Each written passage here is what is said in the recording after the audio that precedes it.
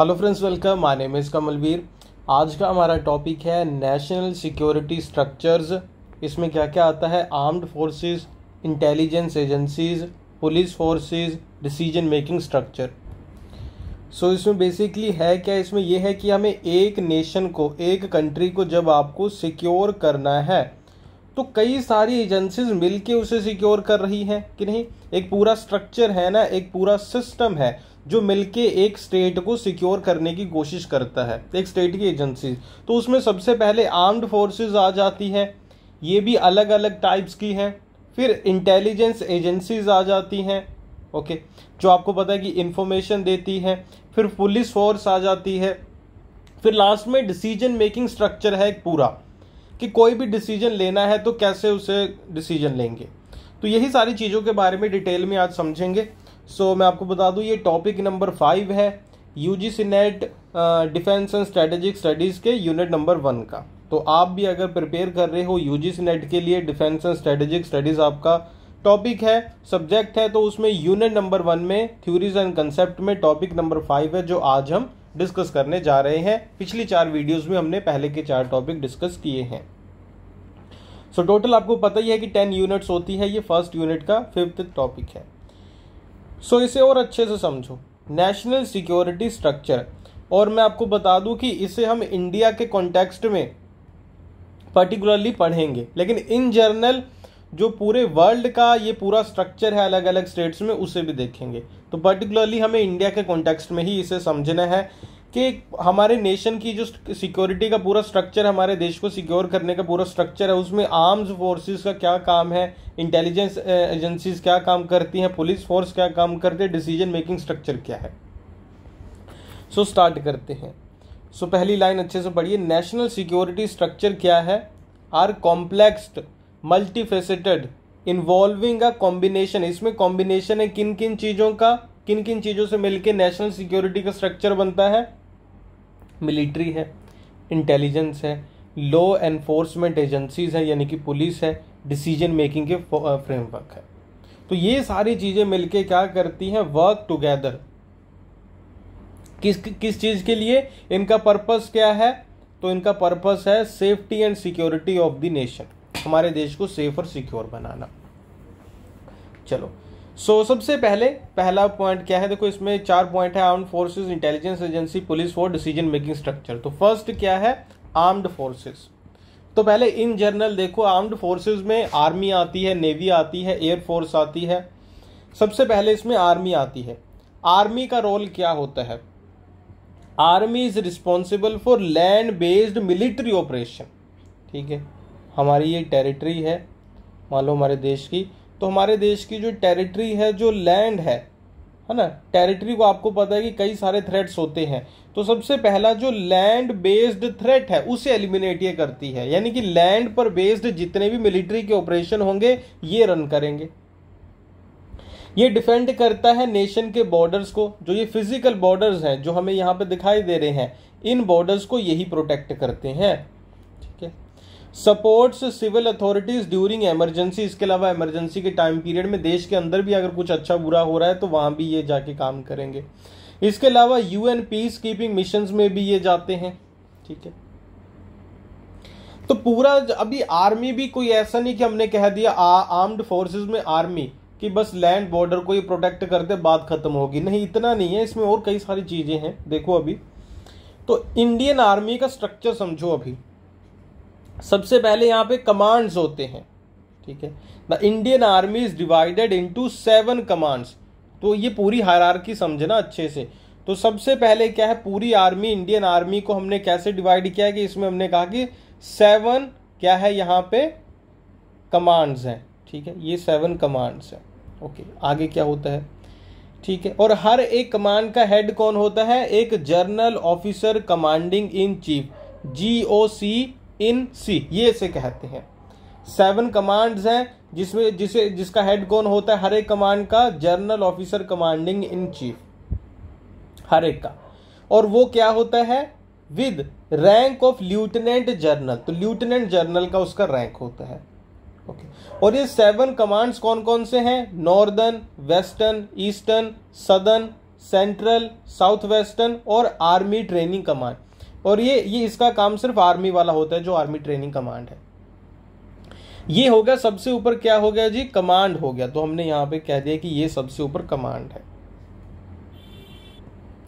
यहां पे साथ साथ में ड्रॉ करते चलेंगे ताकि और अच्छे समझ आ जाए। तो सबसे पहले हमने कह दिया कि यहां पे क्या है, टोटल 7 कमांड्स हैं, ठीक है, ओके। तो 1 2 3 4 5 6 7, तो 7 कमांड्स हैं सबसे पहले। ये हो गया। इसके नीचे कौन सा विंग है, तो इसके नीचे क्या है, कॉर्प्स। कॉर्प्स इसे कहते हैं। Each command has multiple corps, हर एक कमांड के नीचे कई सारे कॉर्प होंगे। Which are large operational units typically composed of 2 और मोर डिविजन्स, ये बाद में देखेंगे। तो हमने ये देख लिया कि हर एक कमांड के नीचे क्या है। मान लो ये एक कमांड हमने कह दिए, 7 कमांड कह दिए, तो हर एक कमांड के नीचे क्या होगा, कई सारे कॉर्प होंगे, ठीक है जी।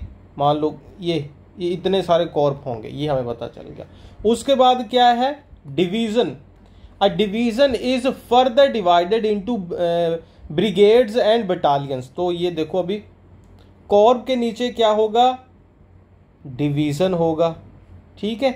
डिवीजन के नीचे क्या होगा, क्या होता है, बटालियन, और क्या होता है, ब्रिगेड्स एंड बटालियंस। तो brigades and battalions, brigade consist of 3 और मोर बटालियंस। तो क्या हो गया जी, डिवीजन हो गया ना यहां पे। तो डिवीजन के नीचे क्या होगा, ब्रिगेड होगा, ठीक है।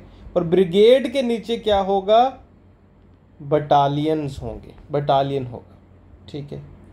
और बटालियन आप कह लो कि सबसे ज्यादा बेसिक यूनिट क्या है, बटालियन है। तो बटालियन में कितने लोग होते हैं, 600 से 1000 तक सोल्जर हो सकते हैं यहाँ पे, ठीक है। तो 600 से 1000। तो सबसे नीचे क्या आ गया जी, सबसे नीचे बटालियन है। फिर बटालियन के ऊपर होता है ब्रिगेड, फिर ब्रिगेड के ऊपर डिवीजन, डिवीजन के ऊपर कॉर्प, और उसके ऊपर कमांड।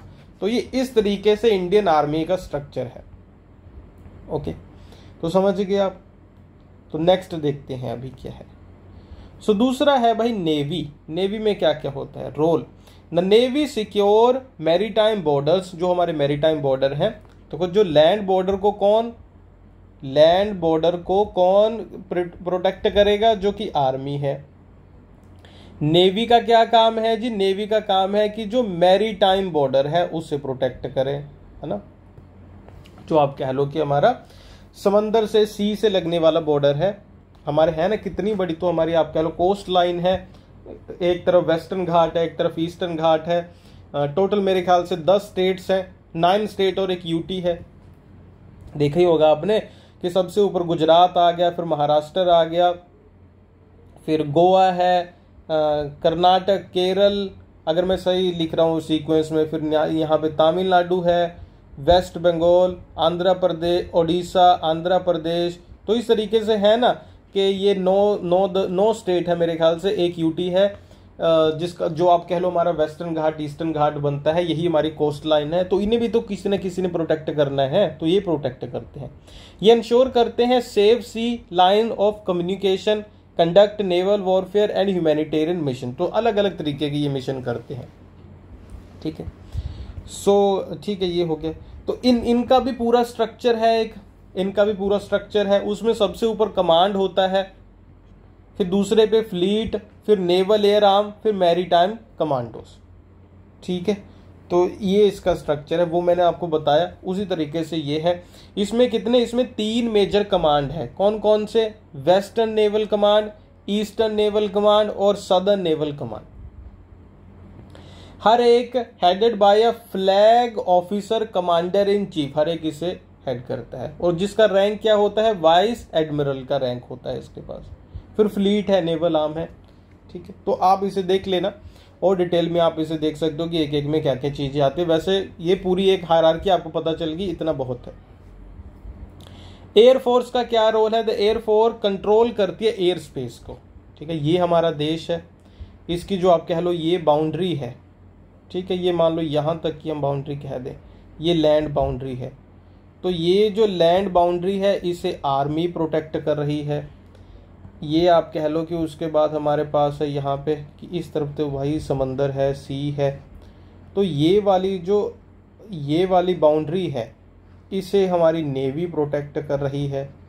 ठीक है, जो ओवरऑल आप कह लो कि एयर स्पेस है उसे कौन प्रोटेक्ट कर रहा है, उसे प्रोटेक्ट कर रही है हमारी एयर फोर्स। ठीक है, सो ये तीन चीजें ही है ना, तो इन तीनों को प्रोटेक्ट कर रही है अलग अलग फोर्सेस। सो इसमें भी पूरा आप कह लो स्ट्रक्चर है। इसमें कमांड कितने हैं, इसमें 7 कमांड है एयरफोर्स में भी। Western air command, eastern air command, central air command 3 हो गए, सदर्न एयर कमांड 4 हो गए, साउथ वेस्टर्न एयर कमांड, फिर ट्रेनिंग कमांड, फिर मेंटेनेंस कमांड। ठीक है, समझ गए आप। उसके बाद कमांड के नीचे यहाँ पे होता है विंग। ओके, फिर उसके बाद होता है स्क्वाड्रंस, फिर स्पेशल यूनिट। तो इसका ये पूरा स्ट्रक्चर है, ये पूरी हायरार्की है। ठीक है, तीनों में आप देख लो कि सबसे ऊपर तो कमांड ही है। ओके, और कमांड के बाद आप कह लो आर्मी में कॉर्प है, और नेवी में क्या है, नेवी में फ्लीट है, और एयर फोर्स में विंग है। विंग का मतलब उड़ना, जैसे तो वैसे आपको याद रहेगा एयरफोर्स। ठीक है, उसके बाद फोर्थ आप कह लो स्ट्रक्चर में आता है कोस्टल गार्ड। ये भी तो है कोस्टल गार्ड, है ना।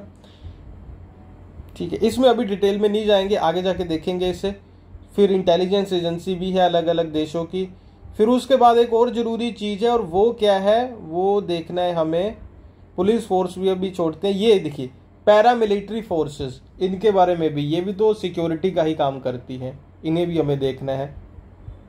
अलग अलग देशों के ना जो आप कह लो कि इंटेलिजेंस एजेंसीज हैं, उन्हें भी थोड़ा सा हम देख लेंगे, क्योंकि एग्जामिनेशन में ये भी पूछे जा सकते हैं। जैसे CIA है USA का। ठीक है, तो ये अभी पार्ट नंबर 1 हुआ इस टॉपिक का, क्योंकि ये काफी लंबा टॉपिक है। इसमें अभी पार्ट नंबर 2 भी हम करेंगे। तो ये पार्ट नंबर 1 हम यहाँ पे कंप्लीट करते हैं, 2 करेंगे अगली वीडियो में। तो अगर आप लोग प्रिपेयर कर रहे हो UGC नेट डिफेंस के लिए, तो आप लोग हमारे कोर्स ज्वाइन कर सकते हो हमारे ऐप और वेबसाइट के ऊपर जाके। ऐप का नाम है अमन पाठशाला, वेबसाइट का नाम है amanpathshala.com। आप ऐप पे जाइए, वेबसाइट पे जाइए, लिंक वीडियो के डिस्क्रिप्शन बॉक्स, कमेंट बॉक्स में गिवन है। यहाँ पे जाओगे आपको डिफेंस के लिए कंप्लीट जो हमारा आप कह लो कोर्स है मिल जाएगा, जिसमें वीडियोस भी अवेलेबल हैं, PDF अवेलेबल है, MCQs भी अवेलेबल होंगे, और PDF हिंदी में भी अवेलेबल है। ठीक है, link description box, comment box में गिवन है। तो अगर आप प्रिपेयर कर रहे हो UGC नेट डिफेंस के लिए, तो आप ज्वाइन कर सकते हो हमारे कोर्सेस। इसका भी जो सेकंड पार्ट है ना, जो अभी हमने पार्ट नंबर 1 किया ना इस टॉपिक का, सेकंड पार्ट भी ऐप पर ही अवेलेबल है, जाके देख लेना। अपना ध्यान रखिए, कोई भी डाउट होगा तो कमेंट बॉक्स में लिख के मुझसे पूछ लेना। चैनल पे नए हैं तो सब्सक्राइब कर देना, अपने फ्रेंड्स के साथ भी जरूर शेयर करना। Thank you for watching, bye bye.